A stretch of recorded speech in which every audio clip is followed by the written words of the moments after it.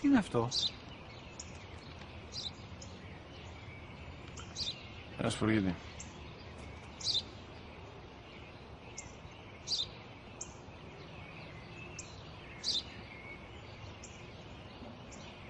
Τι είναι αυτό? Μόλις τώρα στο πατέρα, σπουργίτη είναι.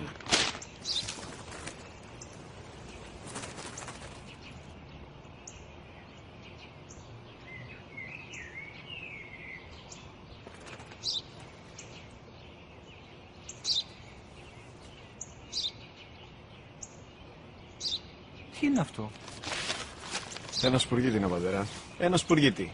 Σπου-γι-τι!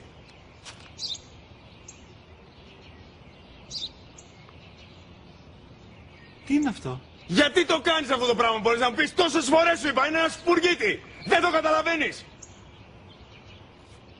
Πού πας?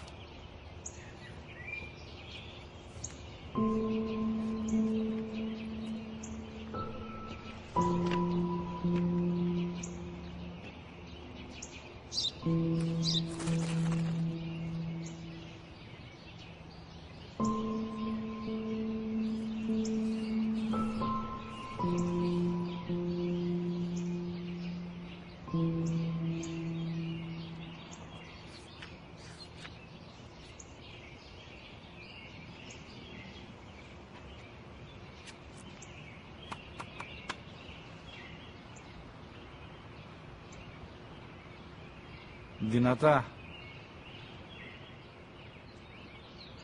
Σήμερα ο μικρός μου γιος που πριν λίγες μέρες έκλεισε τα 3 καθόταν μαζί μου έξω στο πάρκο όταν ένα σπουργίτη ήρθε και κάθισε απέναντί μας.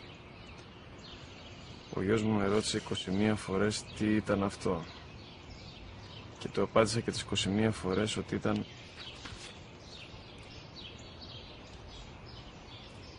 ένα σπουργίτη. Τον αγκάλιασα τρυφερά και τις 21 φορές που μου έκανε την ίδια ερώτηση, ξανά και ξανά, χωρίς να εκνευριστώ, νιώθοντας στοργή για το αθώο μου αγοράκι.